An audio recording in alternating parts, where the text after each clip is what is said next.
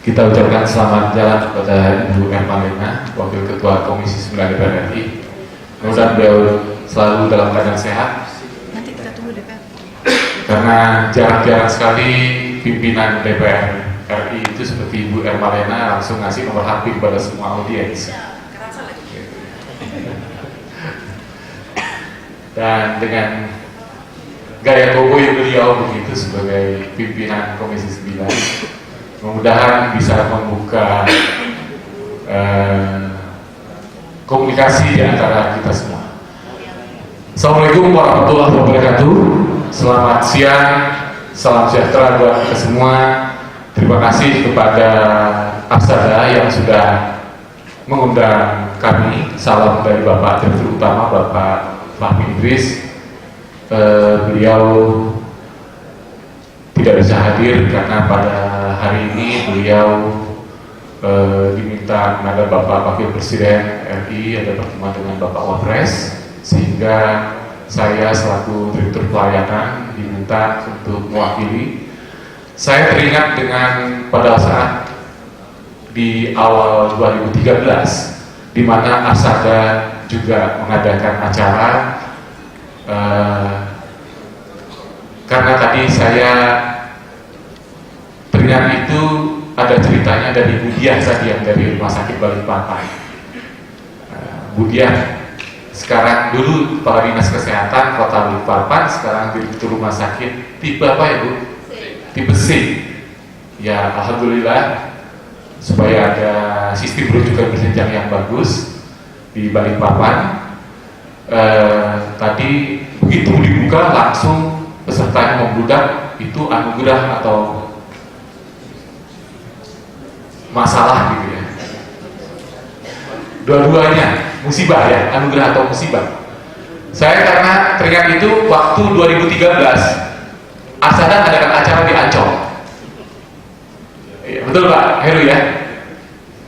Di Ancol saya juga yang bicara. Saya baru saja diberikan amanah menjadi Direktur Pelayanan beberapa hari, langsung dikerubutin oleh Aksada se-Indonesia, lebih banyak daripada ini karena mungkin di Jakarta lebih banyak yang bisa hadir begitu ya.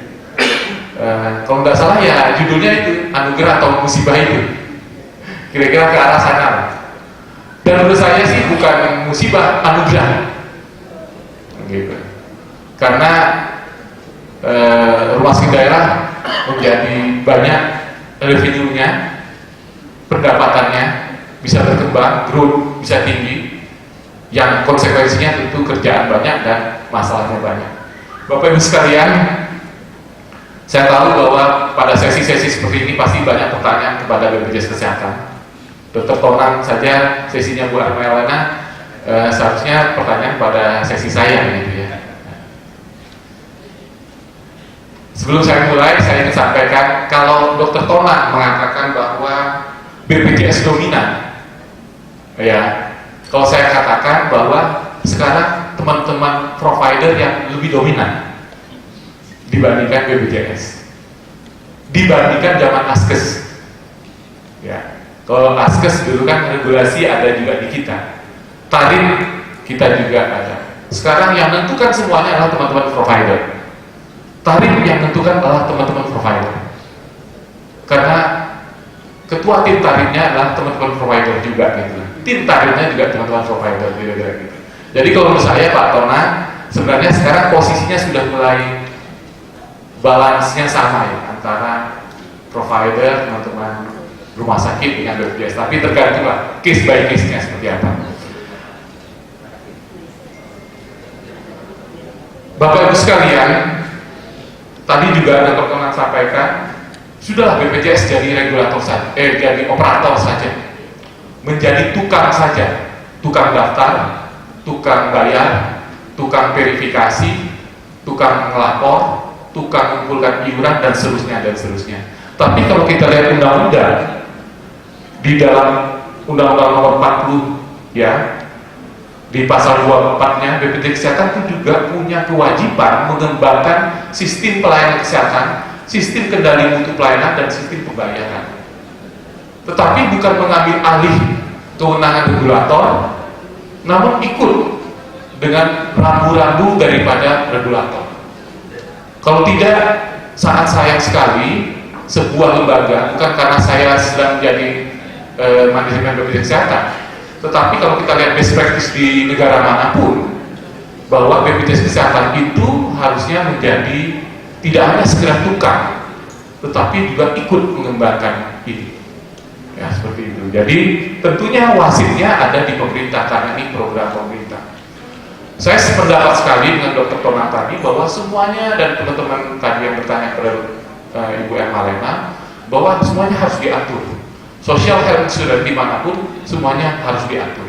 Dan kebetulan karena kita masuk pada pertengahan tahun kedua, pada tahun pertama kalau boleh saya katakan adalah pada tahapan kita menerima sesuatu yang baru, mengaksept, kemudian memergeskan program-program yang bermacam-macam, jam sostek, askes, TNI, Polri, jam kesda, jam kesmas, dan seterusnya itu menjadi sebuah satu.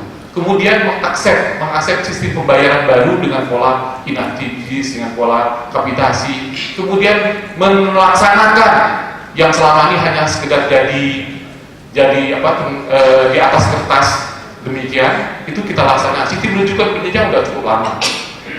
Gatekeeper di fase tingkat pertama, kekuatan pelayan pendidikan tingkat pertama, formularium nasional itu sudah cukup lama. Nah, sekaligus yang kita inginkan pada tahun 2014 itu dia selain memerge berbagai program-program yang ada jadi satu, juga melaksanakan semua yang tidak jalan selama ini dengan regulasi.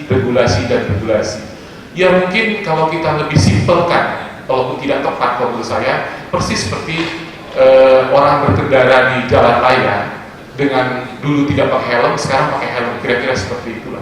Semuanya muncul ke permukaan berbagai hal-hal yang menjadi problem, sehingga nampak jelas di permukaan kekurangan supply side, distribusi, termasuk juga soal pengaturan alat kesehatan dan sebagainya. Sampai sekarang pun ada satu lokus, ada satu poin yang belum diatur oleh regulator atau pemerintah, yaitu pengaturan akses pengadaan alat kesehatan. Kalau rumah sakit sudah mulai diatur, ada rumah sakit pusat rujukan nasional, regional, dan seterusnya.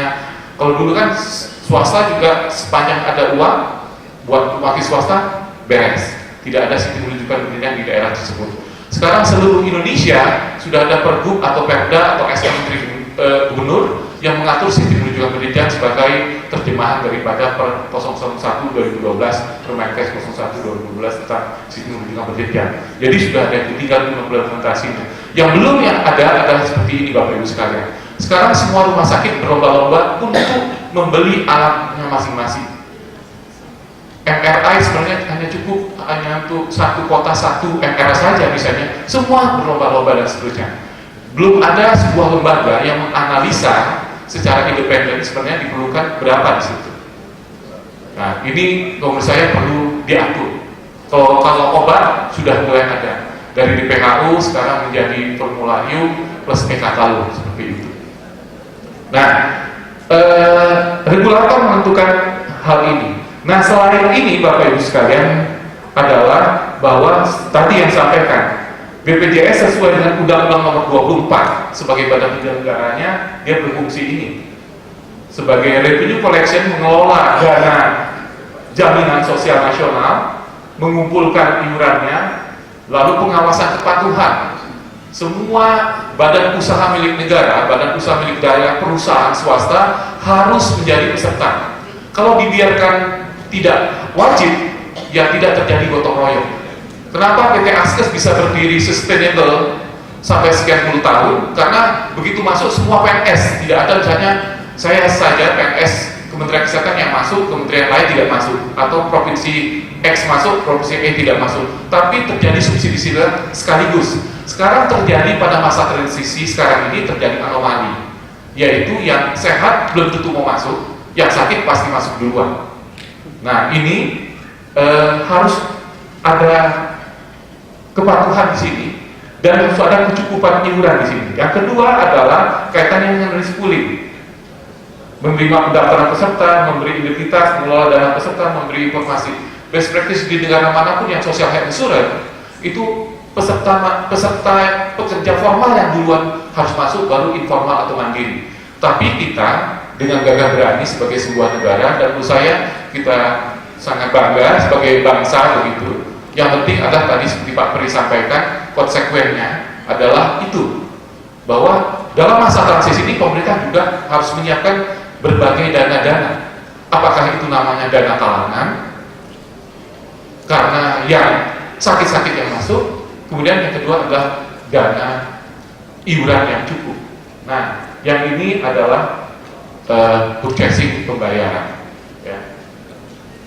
Bapak Ibu sekalian, ini pertambahan rumah sakit dibandingkan awal tahun 2014, 51% rumah sakit yang sudah meningkat. Dan saya alhamdulillah Arsada, terima kasih juga kepada Dr. Umar Wahid, terima kasih Pak Umar yang sudah memberikan ruang gerak kepada kami bersama teman-teman Arsada untuk membuat berbagai pertemuan-pertemuan informal untuk mencari berbagai solve the problem untuk kaitannya dengan rumah sakit daerah.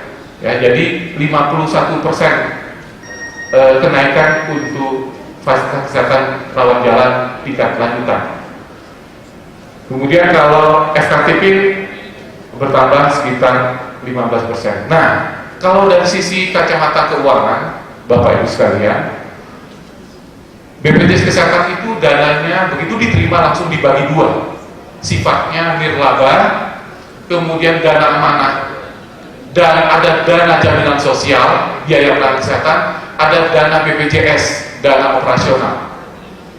Kurang lebihnya dana operasional 6,23, hampir 94% dana jaminan sosial. Jadi dilihat tingkat kesehatan keuangan DJS, bukan untuk mencari untung atau memupuk keuntungan, tetapi tingkat kesehatan menunjukkan kemampuan pembayaran kepada rumah sakit dan fasilitas kesehatan lainnya. Itu ada tingkat kesehatannya dari sisi keuangan.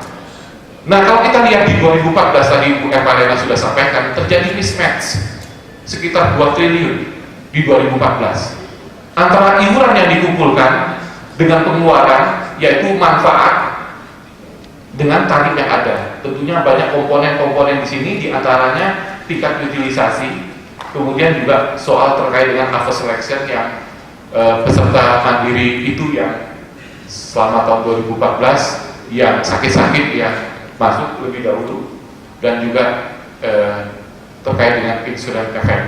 Ya, jadi orang-orang yang terpapar adalah orang-orang yang memerlukan, orang yang sehat belum mau untuk masuk, seperti itu. Nah, di tingkat kesehatan keuangan ini itu juga selain iuran dan manfaat dan tarif, juga ada kaitannya dengan potensi fraud. Ya, potensi fraud yang tadi juga sudah teman dari Kedari sampaikan tentang ini. Nah, di 2014 terjadi selisih. Dari mana BPJS Kesehatan? BPJS Kesehatan membayar rumah sakit, alhamdulillah di 2014 itu tidak ada yang tertunda sesuai dengan N+15 hari kerja. Pak Sutoto pun selaku Ketua Umum Persi, salah satu poin positif dari pelaksanaan JKN 2014, dari sedikit poin positif menurut Pak Sutoto itu adalah pembayaran yang tepat waktu di 2014. Bukan saya ngomong, tapi yang ngomong Pak Sutoto gitu kan, Ketua Umum Persi. Ya, seperti itu. Itu dari dana cadangan teknis punyanya PT Askes, punyanya BPJS, yang seharusnya jadi dana badan, dana operasional, itu 5,2 triliun itu diserahkan untuk dana jaminan sosial. 5,2 triliun itu diserahkan untuk dana jaminan sosial. Kalau mengikuti pola asuransi komersial, itu sebenarnya menjadi kekayaan BPJS Kesehatan. Gitu. Nah, 5,2 triliun itulah untuk memberikan pembayaran, termasuk untuk mengatur likuiditas. Kita ingat betul pada awal 2014, waktu itu piutang atau hutang Jamkesmas pada rumah sakit itu masih cukup banyak. Kemudian kita belum menerima iuran-iuran yang masuk, tapi BPJS Kesehatan tanggal 15 Januari sudah harus membayar 6 minimum kapitasi FKTP sebesar 86,4 juta dikali sekian ribu rupiah, seperti itu. Nah, itulah yang kita gunakan dana-dana itu. Di 2015 apakah akan terjadi juga demikian? Akan terjadi lagi, Bapak Ibu sekalian, mismatch ini, karena kecukupan iurannya itu tidak cukup, dihitung dari pooling rata-rata seluruhnya. Terus dari mana nanti pembayarannya? Tentunya ada sisa cadangan teknis 2014 ditambah dengan dana yang disediakan pemerintah, persetujuan DPR sebesar 5 triliun tambahan di luar daripada iuran yang dikumpulkan. Tetapi Bapak Ibu sekalian, kita sama-sama harus berhemat untuk itu, sama-sama harus cukup untuk itu sampai dengan akhir tahun di 2015. Mudah-mudahan di 2016 tidak 23.000 kenaikan iurannya, tapi lebih daripada itu seperti yang diusulkan oleh Dewan Jaminan Sosial Nasional, minimal 27.000 seperti pernah disampaikan oleh DJSN tahun 2012 dulu ke pemerintah. Kita harus mengatur tingkat utilisasi, ya, di mana sistem rujukan berjenjang penguatan pelayanan primer itu berjalan dengan baik. Kemudian kita harus menghindarkan potensi-potensi fraud atau inefisiensi yang dampaknya tidak hanya menggerogoti tingkat kesehatan atau dana jaminan sosial, tetapi juga menghindarkan kita semua, baik dari BPJS Kesehatan maupun teman-teman rumah sakit, teman-teman di internal rumah sakit, ada coder, ada dokter, ada manajemen, dari ini. Bapak Ibu sekalian, mungkin Bapak Ibu agak sedikit kurang nyaman dengan hal ini, tapi ini demi kebaikan kita bersama-sama. Teman-teman eksternal auditor, kalau boleh saya sebut misalnya dari KPK ataupun dari kejaksaan, mereka belajar tentang fraud ini lebih jago daripada kita. Mereka lebih advance, apalagi sebagai tanda petik penonton dari luar melihat itu, menganalisa itu. Ya, beberapa kali pertemuan kami dengan mereka mengundang kita, itu mereka sangat advance tentang hal ini, baik itu di FKTP terkait dengan puskesmas maupun di FKRPL tingkat lanjutan di rumah sakit. Sehingga kita harus sama-sama melihat ini, jangan sampai ada terjadi fraud. Tantangannya tadi sudah disampaikan, regulasi, kepesertaan, iuran, supply side, kemudian bagaimana juga kecukupan. Kalau soal inasitis cukup atau tidak cukup, menurut saya perlu kajian yang sangat mendalam. Sangat tergantung dari apakah rumah sakit tersebut melakukan berbagai upaya-upaya untuk melakukan efisien, efektif atau tidak, demografi dan sebagainya. Ini perlu satu tantangan. Nah, kalau dari sisi kami Bapak Ibu sekalian selaku BPJS Kesehatan melihat ini, sekarang ini posisinya adalah dari sisi pelayanan itu, kalau kita lihat kotak yang dari WHO ini Bapak Ibu kenal sekali, ya, dari sisi manfaat itu hampir semua manfaat dijamin, tidak ada yang tidak dijamin. Kemudian dari segi biaya semuanya dijamin, tidak boleh ada iur biaya. Ya, tinggal adalah kepesertaan. Saat ini sudah 145 juta, ya, 144, sekian, sudah lebih daripada 50% penduduk kita mengikuti kepesertaan. Nah, inilah tantangan besar. Apakah sustenabilitas selain kendali mutu, kendali biaya, sistemnya program ini dapat berjalan dengan baik? Jadi tadi balance atau matching antara sistem iurannya dengan sistem pelayanannya, manfaatnya, tarifnya, dan juga kepesertaannya harus pas untuk itu. Nah, ini cakupan pesertanya, dan kemudian sampai dengan 15 Mei 2015, ini posisi per 15 Mei 2015 kemarin, jumlah peserta kita 144,3 juta. Untuk yang PBPU pekerja mandiri itu 12 juta.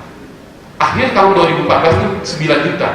Dan BPJS Kesehatan tidak boleh menolak apabila ada peserta yang datang. tidak boleh menolak untuk ini, karena negara hadir di situ.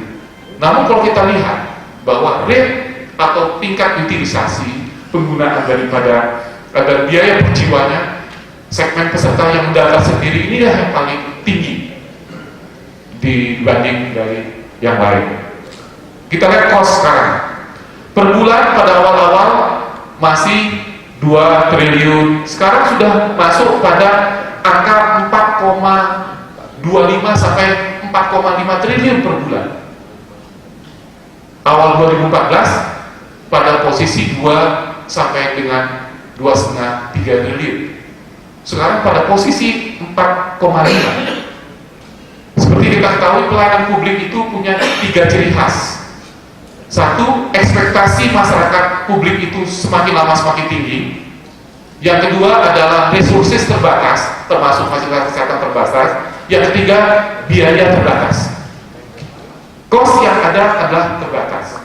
Sehingga betul-betul kita harus sama-sama untuk melakukan sesuai dengan tema daripada Arsada, yaitu revolusi mental kesehatan. Wow, gitu kan? Wow-nya itu apakah wow kita semangat atau wow-nya jadi buat kita tidak semangat atau wow, gitu kan?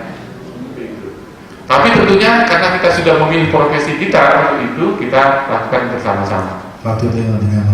Oke, ini tren agensi klaim awal-awal, klaim dari rumah sakit ini karena yang lakukan klaim juga terlambat, namun sampai dengan sekarang masih pada posisi di atas 95%.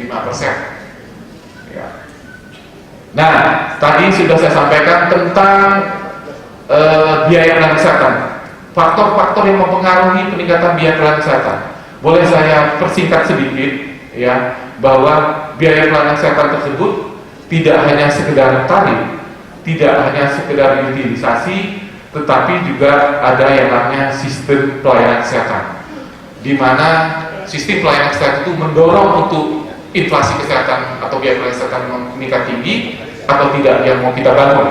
Kita mau membangun biaya pelayanan kesehatan yang high cost atau low cost, tetapi tetap dalam konsep kendali mutu atau standar mutu yang ada. Ya, termasuk juga dalam hal ini adalah masyarakat lanjut usia. Ini potret 15 diagnosa terbanyak di rawat jalan tinggal lanjutan tahun 2014 dan 15 diagnosa terbanyak di rawat inap. Sebagian sebenarnya bisa dilayani kalau lihat hanya dari diagnosanya, kalau betul diagnosanya ini bisa dilayani di pelayanan primer. Tadi seperti Pak Pri sampaikan, yang harus dibangun adalah rumah sakit pertama. Karena sebagian besar yang masuk di sini, ya, coding diagnosa dan codingnya itu adalah yang sebenarnya tidak perlu sampai ke rumah sakit yang tipe tinggi, ya. Nah, dalam hal ini Bapak Ibu sekalian, ini slide yang sangat penting bagi kita semua. Sistem ini harus terbangun. Sistem ini bukan BPJS Kesehatan, karena BPJS Kesehatan ada di pemerintah. BPJS Kesehatan adalah alat pemerintah untuk menyelenggarakan jaminan sosial bidang kesehatan. Asosiasi Vaskes Arsada ada di sini, organisasi profesi, auditor, stakeholder lain, itu harus membangun sistem ini. Kenapa, Bapak Ibu sekalian? Karena Vaskes tentunya memberikan insentif kepada para coder dan para klinisi yang harus ada auditnya, harus ada kontrolnya.